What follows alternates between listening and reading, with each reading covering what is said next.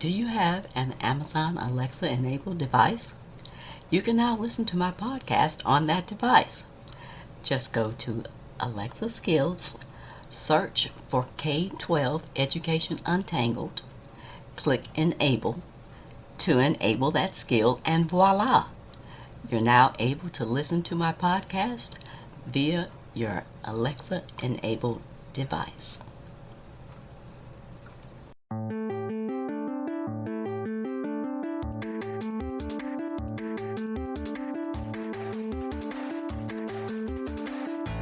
Welcome to another episode of K-12 Education Untangled. My name is Dr. Kim Fields, former corporate manager turned educational researcher and advocate, and I'm the host of this podcast. I got into this space after dealing with some frustrating interactions with school administrators and educators, as well as the micro-discriminations that I faced as an African-American mom raising my two kids who were in the public school system. I really wanted to understand how teachers were trained and what the research provided about the challenges of the public education system. If you're looking to find out more about current topics in education that could affect you or your children, then you're in the right place. On today's episode, I'll be discussing a couple of topics within the equity and diversity in education field. Equity matters in schools. It matters because it improves schools as well as assists students in achieving academic success. How a student perceives his or her school's equity can have a significant impact on a variety of positive outcomes. Equity and diversity are broad topics and include a number of issues surrounding race, ethnicity, sexual orientation, gender identity, and religious beliefs and their impacts on schools. In today's discussion, I will specifically be focusing on issues of race, racism, and ethnicity in K-12 U.S. public schools within this broad category of equity and diversity.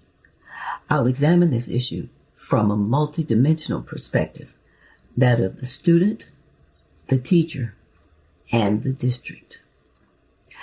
There's been a backlash to expanding diversity and equity efforts in schools, and it started in 2020. Since that time, it has spiraled over the course of the last 2 years into several initiatives that have impacted students' schooling experiences.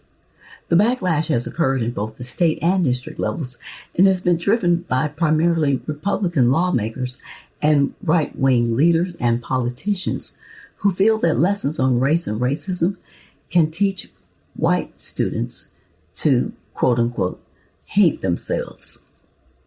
If you were to look at the timeline that traces the growth in the anti-CRT movement, book bans, and other movements against expanding diversity and equity, it started with former President Trump's executive order in September 2020, in which he banned certain types of diversity training for federal employees.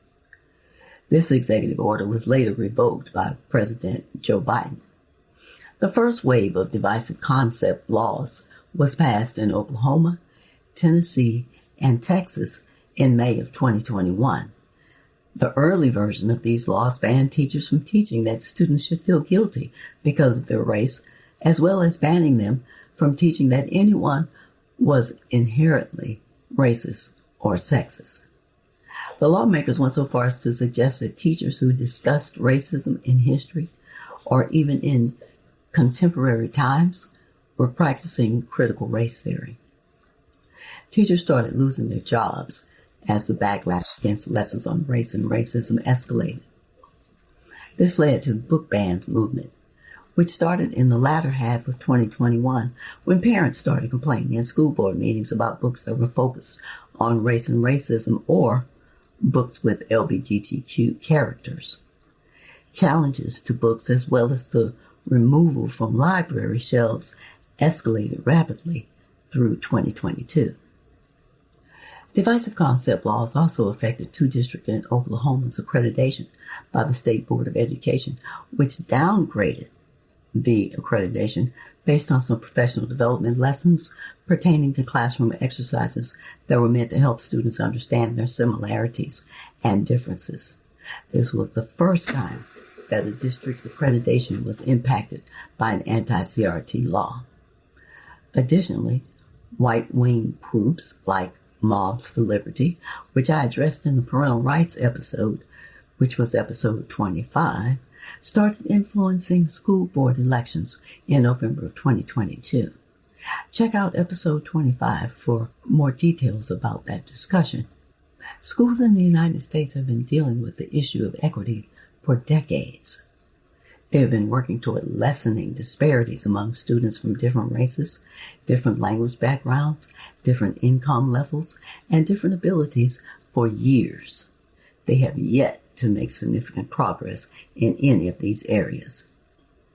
Writers such as Ileana Naharro and others at Education Week examined 4 critical areas of equity and reported their findings as of November 28, 2022. The areas that they looked at were educational technology, school discipline rates, access to advanced coursework, and the academic progress of English language learners. Regarding educational technology, 80% of teachers and school district leaders indicated that they incorporated the use of educational technology more in their classrooms in order to meet the needs of their students. However, greater use of technology does not necessarily equate to greater equity for all students. By the way, I'll be addressing the use of technology in classrooms, the good, the bad, and the ugly in a future podcast episode. Regarding school discipline, the U.S. Department of Education's Office for Civil Rights releases data about school discipline, including in-school and out-of-school suspensions, expulsions, and corporal punishment every 2 years. It makes sense that the rate of suspensions declined sharply during the 2020-2021 school year, in which most students attended school remotely. And since students have been physically back in school, the rate of suspensions has started to creep back up. Overall, though, the rates are still lower than they were in the 2019-2020 school year. Racial and economic inequities in discipline have continued to persist and may even have gotten worse. I addressed the issue of racial disparity in school discipline in a previous episode of my podcast. You can check out episode 15 for more of my discussion on this topic. Regarding access to advanced coursework, the College Board's Advanced Placement Program is responsible for creating and governing AP courses for K-12 public education in the United States. Their website claims that, quote, closing the equity gap in AP participation is essential, giving all students a chance to experience the benefits of challenging coursework, end quote. Unfortunately, it's difficult to determine how well the College Board, a nonprofit organization, is holding to that goal. That's because they have not made national demographic data on race and ethnicity of AP test takers readily available on their website, which begs one to question whether the statement was just creative marketing copy. In the meantime, some national data are available in the Class of 2021 cohort report, which was delivered to state educational officials. Some of the states, like Florida, have made the results publicly available online. According to that report, Black students in the 2021 class made up only 8.1% of AP test takers and only 4.6% of test takers scoring 3 or higher on the test on a 5-point scale. And for your information, a score of 3 is the minimum score which some colleges grant AP credit. Black students make up 13.9% of the class of 2021, according to that report. Latino students made up 25.7% of exam takers, and they constituted 25.8% of the class of 2021. The College Board indicated that 23.6% of Latino test takers scored 3 or higher. To give some context to these numbers, Non-Hispanic white students made up 49.6% of the class of 2021 in this report, and 48.1% of AP test takers, with 51.5% scoring 3 or higher. The College Board purports that under its equity policy, the AP program encourages schools to have a representation of the demographics of the school within the AP classes. If this principle was applied to the national cohort class of 2021, then one demographic, that of the Black students, remains well short of that goal. And lastly, regarding academic progress of English language learners, the U.S. Government Accountability Office reported that this nation's growing English learner population faced significant hurdles when schools went to virtual learning at the height of the pandemic. Those hurdles included unreliable home internet access, as well as not having enough adult support for learning at home. The lack of insufficient access to high-quality academic support has been a long-standing issue for the English learner population. This population constitutes about 10% of the U.S.'s overall public school enrollment. These students continue to fall short on scores for standardized testing. For example, the National Assessment of Educational Progress, or NAEP, results indicated that fourth grade English learners in public school scored an average of 216 in math when compared with an average score of 239 for students who were not in that category. In fourth grade reading, English learners scored an average of 190 when compared with 222 for their non-English learner peers. This is lower than what NAEP even considers proficient. A key point that I stress and will continue to stress is that one of the hardest hitting impacts poor education has on communities is the failure of having a workforce that is well equipped and well educated. Families and communities, especially for people of color, should place a high emphasis and a higher value on the academic achievement of all students. A plethora of research has indicated a definite correlation between children living in poverty and poor educational attainment. School reform, as well as effective instructional strategies, are needed in order to combat the impact of poverty on schools. A key piece for ensuring that equity is present throughout the school system is leadership that's dedicated to the success of all students. Leaders need to acquire the necessary diversity and equity skills because creating equity creates quality schools and high-achieving students. The Organization for Economic Cooperation and Development broadens the term equity in education to include equity and quality education.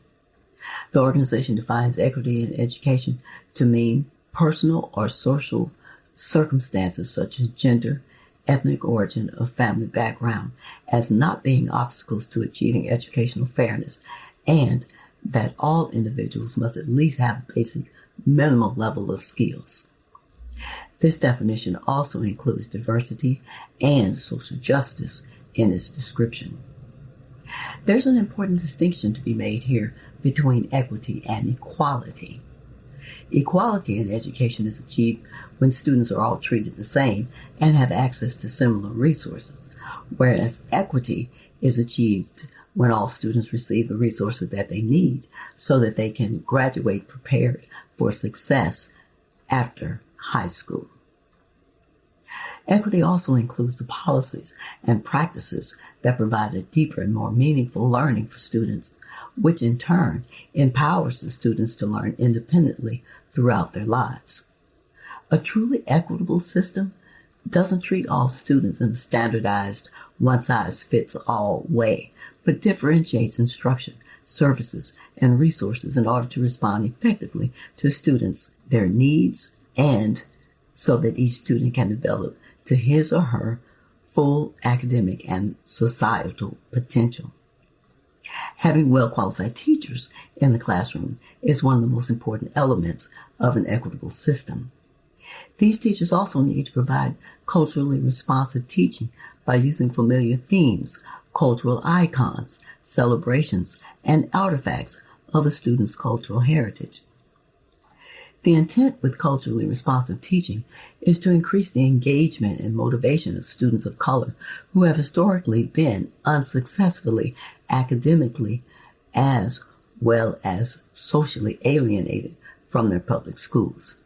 Culturally responsive teaching is a fundamental component of school equity and quality learning. According to a study by two Pennsylvania State University researchers published in November of 2022, more than 40% of all public school districts have had a complaint filed against them with the Department of Education for alleged civil rights violations over the past 20 years.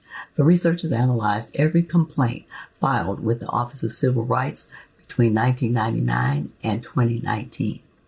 In large school districts where Black students are disproportionately represented, there's a higher likelihood of having complaints filed, not only for racial discrimination, but also for violations of civil rights statutes that protect against discrimination based on disability and sex. The Office of Civil Rights, or OCR, is a federal agency that investigates complaints that allege discrimination on the basis of race, color, national origin, sex, disability, and age in public schools. On average, about 10 to 40% of the districts receive at least one complaint each year based on the report findings. Complaints pertaining to discrimination due to disability are the single largest category according to 20 years of data. Second to those complaints are those that were filed related to race and then sex. Most of the complaints were filed in large districts that enrolled higher percentages of Black students. These districts often face other systemic inequities, such as higher race-based discipline gaps, disparities in special education identification, higher grade retention, and reduced access to advanced placement and gifted and talented programs. The findings from this research report further substantiate that discrimination is systemic and institutional in nature, and that systems of oppression and discrimination are interdependent. The number of complaints filed and the speed, as well as the way in which they were resolved, has varied over the past decade, depending on who was in charge of the U.S. government at that time.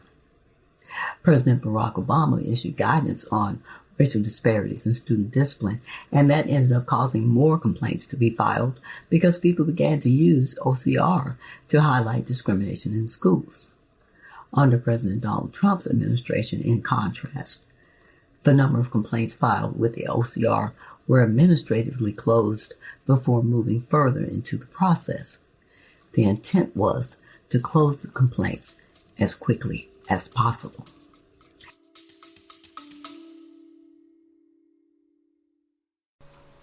Love my show?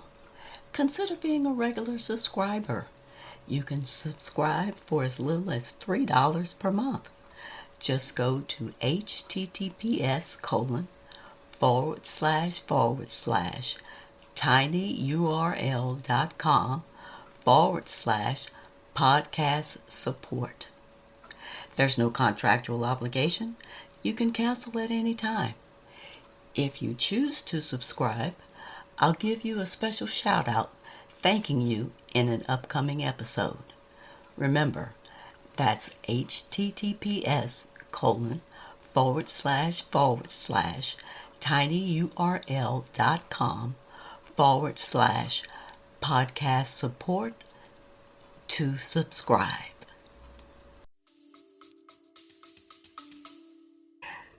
So here's how this applies to K-12 education in one specific example. Did you know that young children think and talk about race? By the time children enter kindergarten, they're already aware of and talking about race.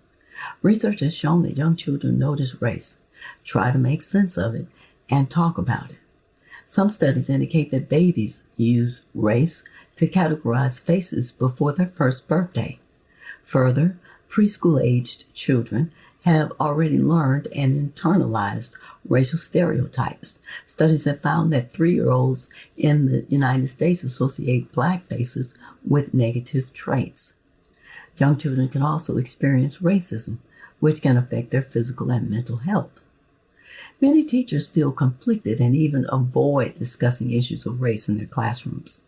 A recent EdWeek Research Center poll consisting of roughly 1,000 educators in September and October of 2022 found that 56% of teachers said that they hadn't discussed any potentially controversial topics with their students that year, including topics such as politics, slavery, gender, religion, ethnicity and race, sexual orientation, the Holocaust, and sexual education.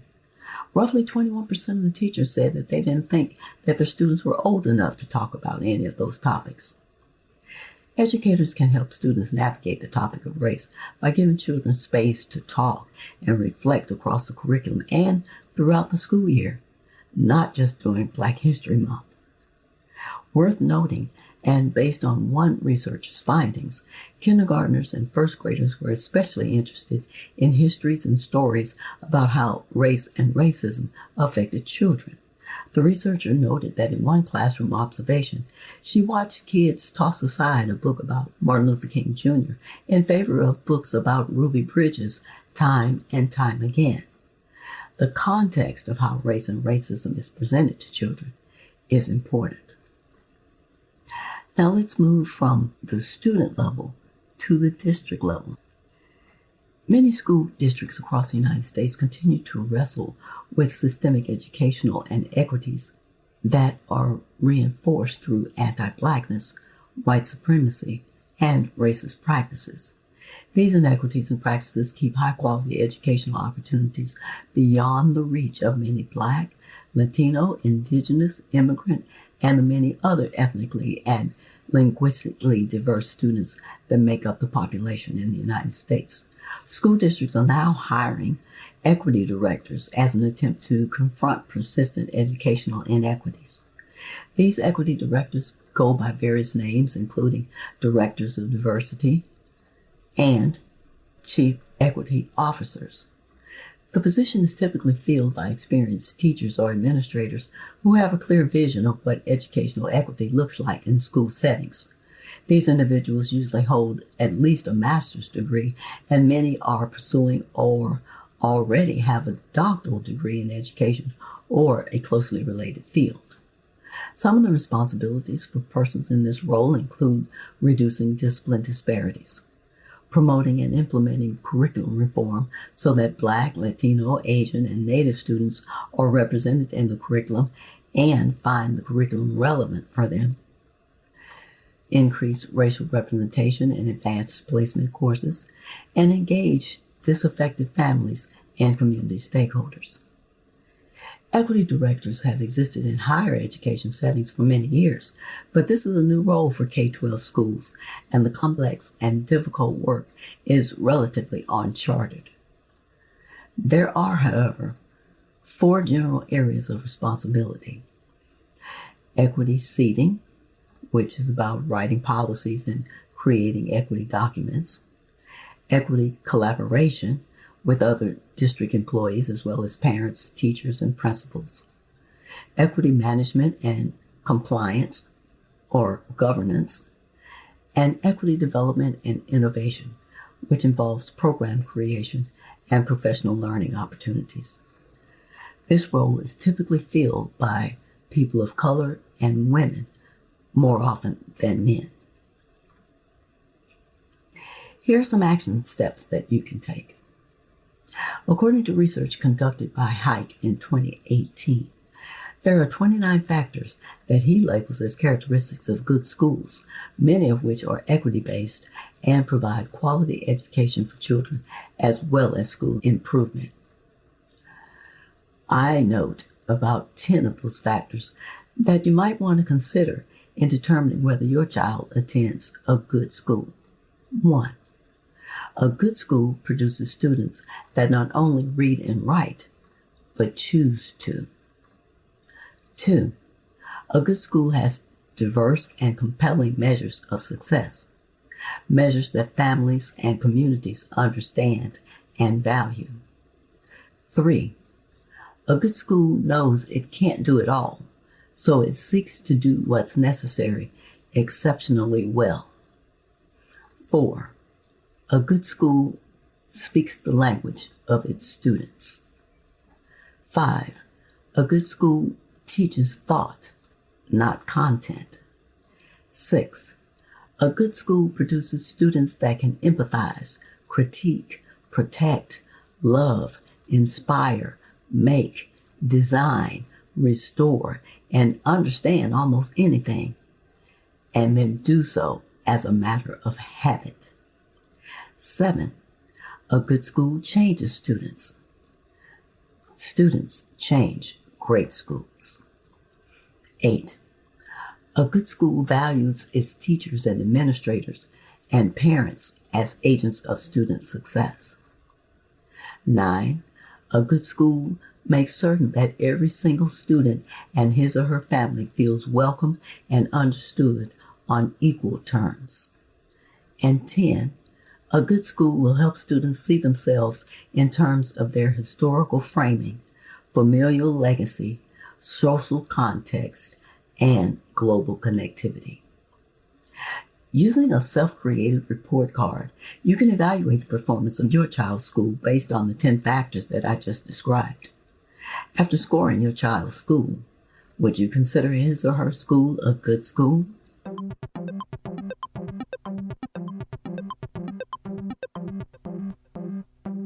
And now, here are this episode's takeaways.